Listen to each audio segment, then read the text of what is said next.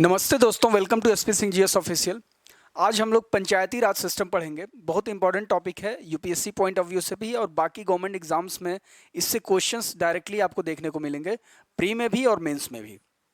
तो पंचायती राज सिस्टम को जाने हम इसके पहले इसका हिस्टोरिकल बैकग्राउंड देख लेते हैं कि कब से ये एग्जिस्टिंग है हमारे सोसाइटी में, खासकर इंडियन सोसाइटी में। तो देखिए, पंचायती राज सिस्टम की व्यवस्था आपको वैदिक स्क्रिप्चर्स में भी देखने को मिलेगी। जैसे कि आपने सुना होगा, सभा का नाम सुना होगा, सभा, समिति, ये सारे स्क्रिप्चर्स में मेंशन है। विदत, इस तरह की संस्थाएं थी वैदिक काल में, वैदिक एज में, जो कि किंग को एडवाइस करती थी, एडवाइजरी बॉडी हुआ करती थी। तो कुछ कुछ वो उनको पंचायती राज सिस्टम से किया जा सकता है, पंचायती राज सिस्टम से इसको कुछ कुछ हद तक हम रिलेट कर सकते हैं इनडायरेक्टली। तो ये तब से हमारे समाज में प्रचलित है पंचायती राज सिस्टम। उसके बाद अगर मुख्य रूप से आप देखें तो चोलों का प्रशासन बहुत महत्वपूर्ण इस संबंध में है कि उनके यहाँ स्थानीय स्वशासन की जो व्यवस्था थी वो अपने चरम पे थी, पीक पे थी। किसके समय में? चोलों का प्रशासन, वो उनकी स्पेशलिटी थी। चोलाज एडमिनिस्ट्रेशन की स्पेशलिटी वहाँ के स्थानीय स्वशासन ही उनकी स्पेशलिटी थी। इसी कारण से उनका पूरा बंगाल की खाड़ी में जो कंट्रीज़ पड़ती हैं और जो इंडियन ओशियन की बहुत सारी कंट्रीज़ पे इनका शासन हो सका। और यही कारण है कि बंगाल की खाड़ी को और इंडियन ओशियन को चोलों की झील कहा जाता था। इनकी प्रशासन व्यवस्था इतनी सुदृढ़ थी इसी कारण। उसके बाद अगर आधुनिक युग की बात करें तो आधुनिक युग में ब्रिटिश काल में लॉर्ड रिपन को भारतीय स्वशासन का, भारतीय ग्राम पंचायत का पिता कहा जाता है। लॉर्ड रिपन को नोबल वायसराय ऑफ इंडिया कहा जाता है, गुड वायसराय ऑफ इंडिया कहा जाता है, क्योंकि ये कुछ उन इक्के दुक्के वायसराय या गवर्नर जनरल्स में से था जो भारतीयों के लिए बहुत ही महत्वपूर्ण काम किया, बहुत ही पॉजिटिव काम किया। मतलब जो एक्सप्लॉयटेशन की नीति थी ब्रिटिश की, उस तरह उसके इतर इसने कुछ अच्छे काम किए लॉर्ड रिपन ने। तो इसको भारतीय स्थानीय स्वशासन का जनक भी माना गया है और 1882 में इसने स्थानीय स्वशासन से संबंधित कई प्रस्ताव पारित किए। इसके पहले अगर कहा जाए तो एक और गवर्नर जनरल हुआ लॉर्ड मायो, जस्ट इसके पहले। उसने भी स्थानीय स्वशासन से संबंधित कुछ चीज़ें, कुछ स्टेप्स लिए, लेकिन जो मेजरेबल चीज़ हुआ, जिसको लैंडमार्क कहा जा सकता है, वो लॉर्ड रिपन ने ही उस तरह का काम किया। उसके बाद हम देखते हैं 1919 में जो भारत शासन अधिनियम, गवर्नमेंट ऑफ इंडिया एक्ट आया, उसमें भी इसकी व्यवस्था की गई थी। स्थानीय स्वशासन से संबंधित बहुत सारे नियम कानून बने थे। उसके बाद स्थानीय स्वशासन से संबंधित बातों में गांधी जी की क्या राय थी? तो गांधी जी स्थानीय स्वशासन के बहुत बड़े समर्थक, बहुत बड़े पक्षधर थे। यही कारण है कि संविधान सभा में बहुत चर्चा के बाद आर्टिकल 40 इंक्लूड किया गया डीपीएसपी में, directive principle of state policy में हमने आर्टिकल 40 इंक्लूड किया, जो कि ग्राम पंचायतों का प्रावधान करके राज्यों को इनका गठन करने की शक्ति प्रदान करता है। आई बात समझ में? यहाँ पे एक बात और हम जान लें कि ग्राम पंचायत को लेकर के, स्वशासन को लेकर के, स्थानीय स्वशासन को लेकर के जब कॉन्स्टिट्यूएंट असेंबली में चर्चा चल रही थी तो उसमें बड़े दो तरह के रेडिकल विचार थे। एक लोग ऐसे थे जो कि इसके पक्षधर थे कि नहीं, स्थानीय स्वशासन होना चाहिए, इसको संवैधानिक मान्यता अभी दी जानी चाहिए। और कुछ लोग ऐसे थे जो कि इसके समर्थक नहीं थे, जिसमें कि डॉक्टर भीमराव अंबेडकर थे। इनका ये मानना था कि स्थानीय स्वशासन के लिए भारत अभी इतना मैच्योर्ड नहीं है कि अभी हम लोकल्स को हम इतना एडमिनिस्ट्रेटिव पावर दें, क्योंकि इनकी राय में अभी रूरल इंडिया अभी भी बहुत तरह के लेयर्स में बटा हुआ था, अभी भी हाइज लोज बहुत ज़्यादा थी और जो जमींदारी प्रथा थी। तो उनका ये मानना था कि अगर हम ये स्थानीय स्वशासन को संवैधानिक व्यवस्था हमने दे दिया तो होगा क्या कि जो पहले से जमींदार है या जो बाहुबली हैं या जो दबंग लोग हैं, सिर्फ वही शासन में, उन्हीं के पास सत्ता चली जाएगी। इस कारण से उन्होंने इसका विरोध किया और डॉक्टर अंबेडकर की इस बात को माना गया और इसलिए हमने उस चीज़ को संवैधानिक संस्था नहीं बनाया स्थानीय स्वशासन को, बस।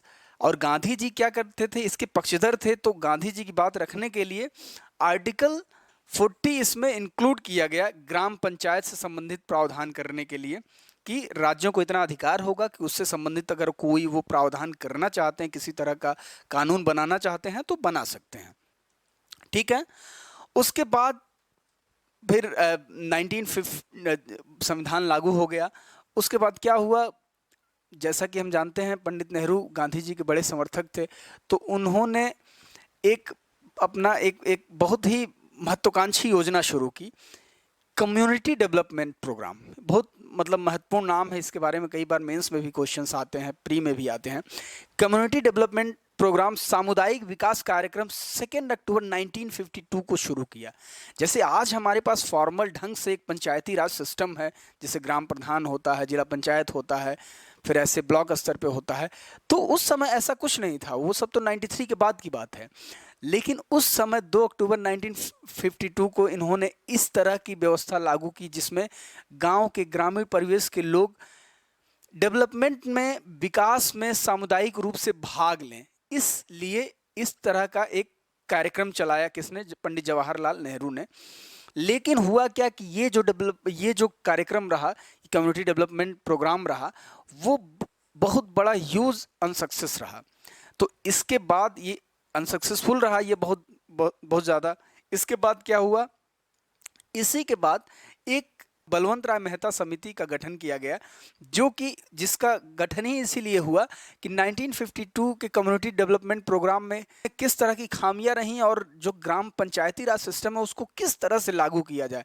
मतलब इसी पे एक रिपोर्ट प्रस्तुत करने के लिए कहा गया बलवंत राय मेहता समिति को, और इसने 1958 में अपनी रिपोर्ट दी और उसी रिपोर्ट के आधार पे 1959 से, ये नाम दिन आपको याद रखना है, 2 अक्टूबर 1959 को राजस्थान के नागौर जिले में पंडित जवाहरलाल नेहरू ने देश का पहला त्रिस्तरीय पंचायती उद्घाटन किया, त्रिस्तरीय पंचायत का उद्घाटन किया। तो ये हमें कई बार क्वेश्चन आया हुआ, ये हमें ध्यान रखना है। 2 अक्टूबर 1959 को नागौर में हुआ था सबसे पहले पंचायती राज सिस्टम का उद्घाटन। ठीक है ना। तो पहला राज्य कौन है पूछता है, तो राजस्थान है। डिस्ट्रिक्ट कौन था, नागौर। तो ये हमें ध्यान रखना है, एग्जाम पॉइंट ऑफ व्यू से ये इंपॉर्टेंट है। उसके बाद पंचायती राज कमिटीज़ हैं बहुत सारी, उससे संबंधित बहुत सारी समितियां हैं, committees related to Panchayati Raj system. तो हमें एक एक के बारे में बहुत अंदर तक डिटेल नहीं जानना है, लेकिन ये जरूर जानना है कौन कौन सी कमिटीज़ हैं जो कि पंचायती राज सिस्टम से डील करती हैं। तो ये हैं 6 महत्वपूर्ण कमिटीज़ जिसके बारे में हमें ध्यान देना है, क्योंकि एग्ज़ाम में ऐसे क्वेश्चन आ जाते हैं कि कौन कौन सी कमिटीज़ हैं जो कि पंचायती राज सिस्टम से हैं या नहीं हैं, और कौन सा है वो निकालना हमें। तो हमें जब ध्यान रहेगा तो हम इसे पॉइंट आउट कर लेंगे। तो बलवंत राय मेहता तो सबसे इंपॉर्टेंट कमेटी है, ये तो हम इसके बारे में भी पढ़ेंगे कि क्या क्या इसमें महत्वपूर्ण चीज़ें थी, इंक्लूड थी, तो वो है ही इंपॉर्टेंट, वो तो हम जानते ही हैं। उसके बाद अशोक मेहता समिति है, ये बहुत इंपॉर्टेंट है, इसमें भी कुछ महत्वपूर्ण चीज़ें हैं। 1977 में इसका गठन हुआ और मोरारजी देसाई सरकार द्वारा इसका गठन हुआ था, जिसकी एक महत्वपूर्ण सिफारिश जो हमेशा ध्यान रखना हमें कि अशोक मेहता समिति की महत्वपूर्ण सिफारिश क्या थी, इन्होंने द्विस्तरीय पंचायती राज सिस्टम बनाने के लिए उन्होंने एडवाइस किया, उस तरह का रिकमेंडेशन किया। ठीक है ना, किसने, अशोक मेहता कमेटी ने द्विस्तरीय बनाने का सुझाव दिया, जैसा कि हमने बलवंत राय मेहता ने इससे उलट क्या त्रिस्तरीय दिया था। ठीक है, त्रिस्तरीय पंचायती राज स्वशासन की व्यवस्था किसमें की गई थी, बलवंत राय मेहता में अनुशंसा की गई थी। उसके बाद जीवीके राव समिति है 1985 में, एलएम सिंघवी समिति है 1986 में इसका गठन हुआ, और बीके थंगुन समिति 1988 में। ये सब नाम आपको ध्यान रखना इसलिए मैं पढ़ रहा हूँ। और गॉडगिल समिति है। ये 6 सारी समितियाँ क्या हैं, किससे संबंधित, पंचायती राज से रिलेटेड है। एलएम सिंघवी की महत्वपूर्ण चीज़ एक ये जान लीजिए कि यही वो पहली समिति है जिसने पंचायती राज सिस्टम को संवैधानिक दर्जा देने की बात की, इसके लिए अनुशंसा की, ये रिकमेंड किया कि इसको कॉन्स्टिट्यूशनल बॉडी बनाया जाना चाहिए। किसको, संवैधानिक संस्था बनाया जाना चाहिए पंचायती राज सिस्टम को। तो किसने किया था, ये LM सिंघवी ने किया था 1886 में। अब बलवंत राय मेहता समिति की क्या रिकमेंडेशन है वो हम देख लेते हैं, क्योंकि इसी समिति के आज जो एग्जिस्टिंग जो हमारे पास पंचायती राज सिस्टम का जो स्ट्रक्चर है वो इसी समिति के आधार पे बना हुआ है, बलवंत राय मेहता समिति।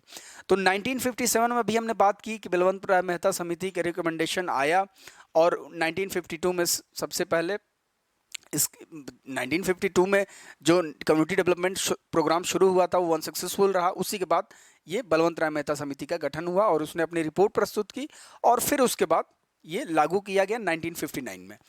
ठीक है, 1959 में आपको ध्यान रखना ये लागू किया गया, ये कोई संवैधानिक रूप से नहीं लागू हुआ था कि कोई संवैधानिक कानून बना करके कि सभी राज्यों को ये कंपलसरी लागू करना। ये जिसको चाहे, जो राज्य चाहे लागू करे, जो राज्य चाहे न लागू करे। ठीक है, तो क्या था इसमें, किस किस तरह के रिकमेंडेशन थे, तो ये कुछ हैं, ये हम देख लेते हैं कुछ पॉइंट्स। त्रिस्तरीय पंचायती राज की व्यवस्था की गई। अभी हमने बात की कि 3 स्तर होगा इसमें स्वशासन शासन का, और वो 3 स्तर ये होगा, एक ग्राम पंचायत स्तर पे होगा शासन, एक खंड पंचायत मतलब ब्लॉक स्तर पे होगा, और एक जिला स्तर पे होगा। तो ये त्रिस्तरीय स्वशासन की व्यवस्था किसने की थी? बलवंत राय मेहता समिति के रिकमेंडेशन में कही गई थी।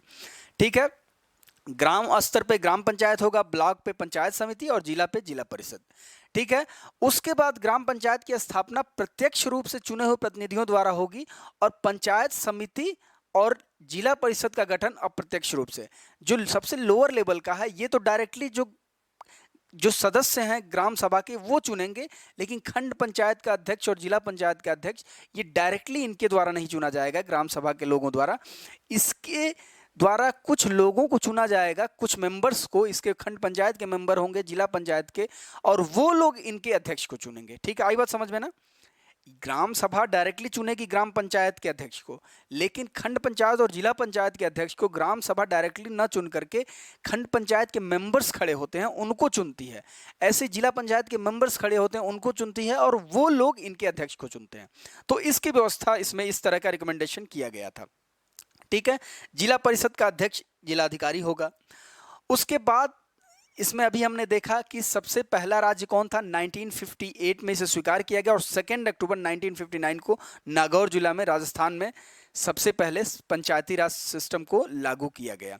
और दूसरा राज्य कौन है ये भी पूछता है, तो दूसरा राज्य कौन है? आंध्र प्रदेश है, ये हमें ध्यान रखना है। अब देखिए, ये जो त्रिस्तरीय स्वशासन की व्यवस्था थी जो अभी बलवंत राय मेहता समिति ने रिकमेंडेशन में दिया था, उसी को हमने संवैधानिक दर्जा प्रदान किया 1993 में। एक 73rd कॉन्स्टिट्यूशनल अमेंडमेंट एक्ट पारित करके, 73वां संविधान संशोधन अधिनियम पारित करके हमने इसको संवैधानिक दर्जा प्रदान किया। ये जो पंचायती राज सिस्टम है इसको हमने कॉन्स्टिट्यूशनल बॉडी बना दिया। कब? 1993 में, इस 73rd कॉन्स्टिट्यूशनल अमेंडमेंट एक्ट द्वारा कानून बना करके। ठीक है, तो इससे संबंधित 73rd कॉन्स्टिट्यूशनल अमेंडमेंट एक्ट से संबंधित कुछ प्रावधान है वो हमें ध्यान रखना है, इससे क्वेश्चंस आते हैं, तो वो आप देख लीजिए 1-2 पॉइंट। पहली चीज तो यह है कि इसमें पार्ट 9 जोड़ा गया, जिसमें बात की गई है पंचायती राज सिस्टम से संबंधित। तो किसमें बात की गई है? पार्ट 9 जोड़ा गया अलग से, और इसमें इससे संबंधित सारी बातें कही गई। ठीक है ना, तो पार्ट 9 जोड़ा गया। ठीक, 92 में। ठीक, उसके बाद इससे संबंधित जो आर्टिकल हैं वो 243 से लेकर के 243 ओत में सारे आर्टिकल्स पंचायती राज सिस्टम के इसमें इंक्लूड है, इसमें दिए हुए हैं। इसके लिए अलग से शेड्यूल भी जोड़ा गया, 11वीं अनुसूची जोड़ी गई, ये भी ध्यान रखना है। 3 चीजें इंपॉर्टेंट हो गई। उसके बाद चौथी एक जो बहुत महत्वपूर्ण, कई बार एग्जाम में आया हुआ कि कितने इनको सब्जेक्ट मिले कानून जिसपे बना सकते हैं, तो 29 सब्जेक्ट्स पे पंचायत कानून बना सकता है। ठीक है, पंचायती राज के अंतर्गत 29 सब्जेक्ट मिले हुए हैं जिन पे कानून बनाया जा सकता है, बना सकते हैं। ठीक है, और ये तो आप जानते हैं ना कि जैसे सभी के लिए सब्जेक्ट, संविधान में व्यवस्था है आर्टिकल 246 के तहत कि सबके लिए सब्जेक्ट लिस्ट है कि किस पे केंद्र कानून बना सकता है, सेंटर किस पे कानून बना सकता है, स्टेट किस पे कानून बना सकता है, दोनों किस पे कानून बना सकते हैं, कंकरेंट लिस्ट होता है। वैसे ही पंचायती राज व्यवस्था के अंतर्गत ग्राम सभा किस किस पे कानून बना सकता है, वो चीज़ें किस में इंक्लूड हैं, ये 29 सब्जेक्ट दिया हुआ है। ठीक है, और कुछ महत्वपूर्ण चीजें हैं जो इस संशोधन में लिखी गई, वो ये हैं। क्या क्या है? वही त्रिस्तरीय ढांचे की स्थापना की गई, ग्राम पंचायत, पंचायत समिति और जिला पंचायत का। उसके बाद ग्राम स्तर पर ग्राम सभा की स्थापना की गई, जो हम जानते हैं ग्राम सभा की स्थापना की गई, और ये कितने समय के लिए होगा? 5 साल के लिए होगा। जैसा कि केंद्र में मेंबर ऑफ पार्लियामेंट के लिए 5 साल के लिए होता है, लेजिस्लेटिव असेंबली के लिए स्टेट में होता है 5 साल के लिए, वैसे ही 5 साल के लिए ग्रामीणों के में भी, गांवों में भी ये व्यवस्था की गई पंचायत के लिए। और इसके लिए जो एज है वो 21 ईयर किया गया। जैसे कि हम 25 साल करते हैं किसके लिए? एमपीज और एमएलएज के लिए कितना है? 25 साल है, लेकिन इसके लिए क्या है? 21 ईयर होना चाहिए। ठीक है। एससी और एसटी के लिए उनकी जनसंख्या के अनुपात में सीटों का आरक्षण की व्यवस्था की गई, रिजर्वेशन की व्यवस्था की गई। 1/3 महिलाओं के लिए इसमें सीट आरक्षित किया गया। ठीक है। चुनाव हो, आखिर ये जो चीजें होंगी तो कोई चुनाव कराएगा ना, कोई बॉडी होगी, तो वही उसके लिए राज्य चुनाव आयोग की व्यवस्था की गई। ठीक है ना, राज्य चुनाव आयोग की व्यवस्था की गई। और जब इस तरह के सब्जेक्ट्स दिए गए हैं कानून बनाने के लिए, 29 सब्जेक्ट, तो अगर इसमें कानून बनाएंगे तो उसके लिए फाइनेंस की भी ज़रूरत होगी, उसमें अगर कुछ काम करना है तो उसके लिए पैसे भी चाहिए होंगे, तो उसके लिए व्यवस्था की गई वित्त आयोग के गठन की। तो ये सारी व्यवस्था की गई है 73rd कॉन्स्टिट्यूशनल अमेंडमेंट एक्ट 1992, जो कि 1993 में पास हुआ। अब भारत में पंचायती राज व्यवस्था, इससे संबंधित अनुच्छेद क्या है, आर्टिकल्स, ये इंपॉर्टेंट है, इसमें कई बार एग्जाम में आ जाता है कौन कौन सा आर्टिकल किस चीज के लिए है। तो ग्राम सभा से संबंधित आर्टिकल 243 है, जो कि ग्राम सभा का प्रावधान करता है। ग्राम सभा तो आप समझ रहे हैं ना, जो भी गांव में जो भी 21 प्लस है या 21 प्लस है, वो सारे, उन सभी को कहा जाता है ग्राम सभा के सदस्य। वो वोटिंग करने का उन्हें राइट है। मतलब जो इलेक्टोरल लिस्ट होता है ग्राम सभा का, जिसका जिसका नाम होगा वो क्या होंगे? ग्राम सभा के सदस्य। उसके बाद त्रिस्तरीय जो व्यवस्था की गई है वो किसमें डिस्क्रिप्शन है? वो आर्टिकल 243C में उसका डिस्क्रिप्शन है। आई बात समझ में? उसी तरह सीटों के आरक्षण की व्यवस्था किसमें की गई है? आर्टिकल 243D में, जिसमें 1/3 महिलाओं के लिए रिजर्वेशन होगा और SC ST के लिए उनकी जनसंख्या के अनुपात में सीटों का निर्धारण किया गया है। तो ये बातें भी आर्टिकल 243D में दिया हुआ है। इनका टेन्योर दिया हुआ है 243E में। कार्यकाल जो 5 साल का है वो किसमें दिया हुआ है? 243E में। वैसे 243I, ये इंपॉर्टेंट है, वित्त आयोग का गठन किस अनुच्छेद के अंतर्गत किया जाता है? राज्य वित्त आयोग का गठन 243I के अंतर्गत किया जाता है। और आर्टिकल 280 के अंतर्गत किसका, जो केंद्र में वित्त आयोग होता है, फाइनेंस कमीशन, उसका गठन 280 के तहत किया जाता है। ये दोनों अलग अलग संस्थाएं हैं, इनसे कंफ्यूज नहीं होना। ये 243I 1993 में बनी है और ये तो बहुत पहले से संवैधानिक संस्था है। ठीक है। सदस्य एवं अध्यक्षों का चुनाव से संबंधित किसमें है? आर्टिकल 243K में इसका प्रावधान है। ये भी याद रखना है, ये बहुत इंपॉर्टेंट है, ये दोनों बहुत इंपॉर्टेंट है, आता है। तो इसमें चुनाव आयोग के गठन का प्रावधान आर्टिकल 243K के तहत है। और यहाँ पे ये भी हमें ध्यान रखना है कि जो भी चुनाव आयोग हैं स्टेट के, उसका केंद्रीय चुनाव आयोग से कोई संबंध नहीं है, दोनों अलग चीजें हैं। आर्टिकल 243G के तहत क्या है? पंचायतों को शक्तियां और प्राधिकार और रिस्पॉन्सिबिलिटीज दी गई हैं। ये किसमें डिस्क्रिप्शन है? आर्टिकल 243G में। उसके बाद कुछ ऐसे राज्य हैं जहां पे पंचायती स्तर का अलग अलग लेयर है। जैसे कि हमने अभी बात की कि त्रिस्तरीय व्यवस्था की गई है, तो त्रिस्तरीय व्यवस्था तो की गई है, लेकिन अगर राज्यों को इतना अथॉरिटी है, अधिकार है कि अगर वो चाहें तो द्विस्तरीय भी ये कर सकते हैं इसमें व्यवस्था, या चाहें तो सिंगल लेयर भी कर सकते हैं, चाहें तो 4 लेयर भी कर सकते हैं। तो कौन कौन स्टेट में इस तरह की व्यवस्था है वो महत्वपूर्ण है, वो हम थोड़ा एक बार देख लेते हैं। एक स्तरीय व्यवस्था भी है कुछ राज्यों में, जैसे केरल, त्रिपुरा, सिक्किम, मणिपुर और जम्मू एंड कश्मीर में। तो केरल ये वाला क्वेश्चन आया हुआ है कि कौन से जगह, ऑप्शन दिया हुआ था कि किसमें एक स्तरीय व्यवस्था है ग्राम पंचायती, तो किसमें है? केरल में है। और उसके अलावा ये भी जान लीजिए, त्रिपुरा, सिक्किम, मणिपुर और जम्मू एंड कश्मीर में भी सिंगल लेयर प्रशासनिक व्यवस्था है पंचायत लेवल पे। ऐसे ही द्विस्तरीय व्यवस्था भी है। कहाँ कहाँ पे है? असम में है, कर्नाटक में है, उड़ीसा में, हरियाणा, दिल्ली और पुडुचेरी में है। त्रिस्तरीय व्यवस्था ज़्यादातर जगहों पे है। यूपी हो गया, बिहार हो गया, MP हो गया, राजस्थान है, महाराष्ट्र, आंध्र प्रदेश, पंजाब, तमिलनाडु, हिमाचल प्रदेश, गुजरात और गोवा, ज़्यादातर जगहों पे त्रिस्तरीय व्यवस्था है। ऐसे 4 स्तरीय व्यवस्था भी है, ये सिर्फ एक जगह है, वो कहाँ है? पश्चिम बंगाल में। तो ये इंपॉर्टेंट क्वेश्चन है, कई बार आता है, ये भी आया हुआ है एग्जाम में क्वेश्चन, ठीक है। वैसे जनजातीय परिषद भी नॉर्थ ईस्ट के कुछ राज्यों में बनाया गया है, मेघालय, नागालैंड और मिजोरम में। तो ये चीज़ों को आपको थोड़ा ध्यान रखना है, कई बार एग्जाम में थोड़ा हट के जब क्वेश्चन पूछ देगा तो यहाँ से पूछ देगा। अब हम कुछ क्वेश्चंस अभी जो हमने डिस्कस किया उससे संबंधित कुछ questions previous year civil services में आए हुए और बाकी और गवर्नमेंट एग्जाम्स में आए हुए डिस्कस कर लेते हैं, जिससे हमारा कंसेप्ट और क्लियर हो जाएगा।